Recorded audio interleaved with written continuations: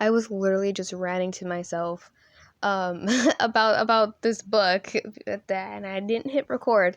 But yeah, I did mention that I wanted to do multiple parts of my thoughts reading American Psycho, and yeah, I just kind of stopped reading it because it's a very disturbing book. It's very awful being within Patrick's mind, and I ended up stopping next to like the Christmas party, Evelyn's Christmas party, and the part where Patrick is trying to get into this Owen guy's limo, and so he's like going in and out of different limos, and then he goes into Trump's limo, and he's trying to say, "Hey, like I'm this guy's friend, uh, give us a ride." And of course, they're like, "No."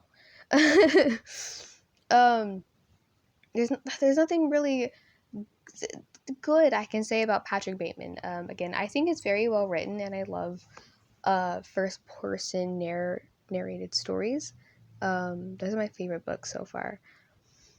But yeah, I just kind of don't really want to. I knew it was kind of bad. Like I knew there was a lot that was disturbing, but I didn't know how much. And so I just kind of got. I don't like it because of that. Um, Patrick cannot be redeemed. Like he's not. He's not as complex as, let me say, Lestat de Leoncourt is from Anne Rice's Vampire Chronicles. He's not nearly as complex as Lestat, who is like, he's a vampire, and so he has to feed on humans, and he doesn't want to, and he's very complex because he's also yearning for the divine and the spiritual, and I like that. That's like an interesting part of his character. But Patrick is just evil, or at the very least, he does not care about life. He does not, there's nothing that he finds beautiful about the world. Like, you know what I mean? To Patrick, the world is it's empty, and so he needs to do a lot in order to fill this emptiness, or the emptiness inside him. And he doesn't care that he's hurting people, not really. What else can I say about Patrick Bateman? There's nothing else I can say that I haven't already said. He's just a very empty person. Again, like he says that himself, that that there is an idea of him, but he's just walking around, and he's this bad imitation of a human, and he doesn't know why he feels the way that he feels, or why he's empty, or why he needs to do outrageous things in order to uh, be satisfied. But he also doesn't think that he should get help for it. I mean, it's complicated because in a way, I think he would like,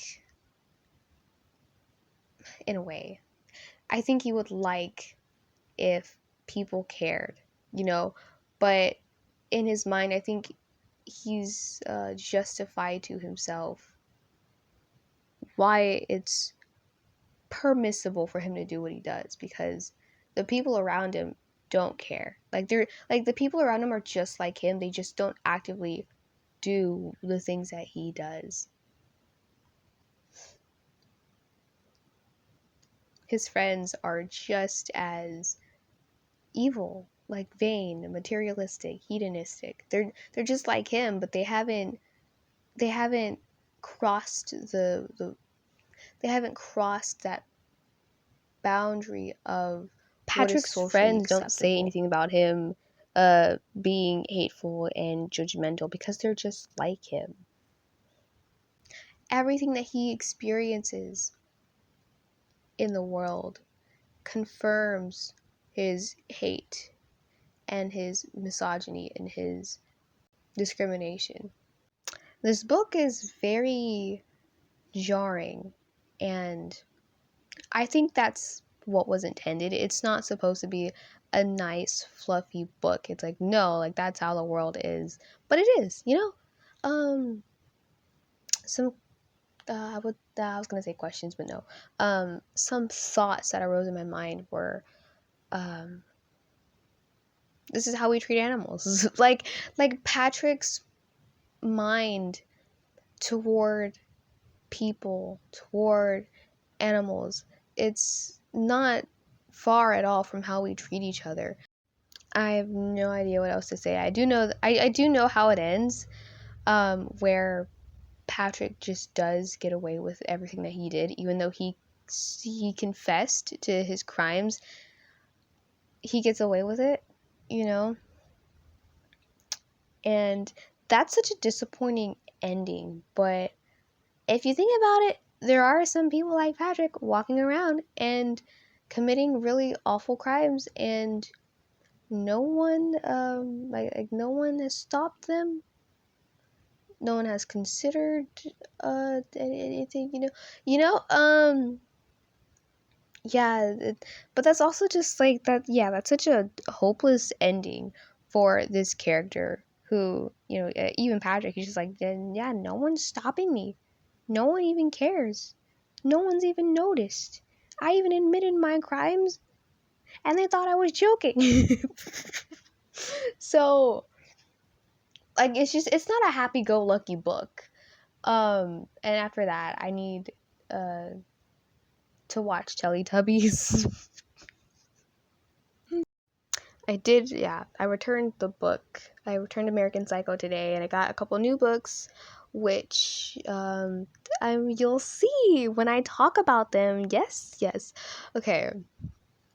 But yeah, it's not as if by reading other books that I'm going to feel better, because yeah, reading that book kind of just made me feel bad. It kind of like made me depressed a little bit. I'm not even gonna lie.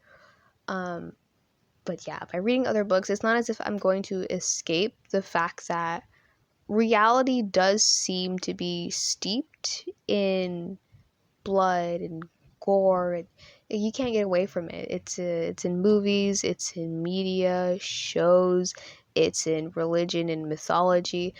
There's no escaping the fact that humanity is inherently animal again and disturbed and has the potentiality for the grotesque.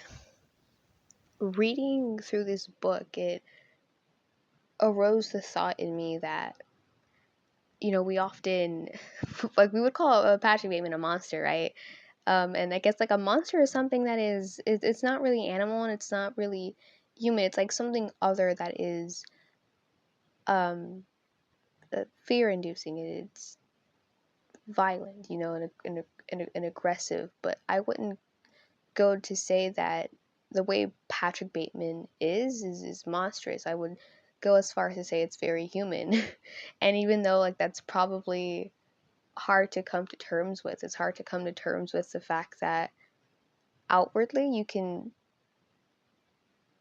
look put together. Like Patrick, throughout the whole book, he's still going to these dinners with these people or his associates or his friends. He's still going to parties. He's still mingling with the average person.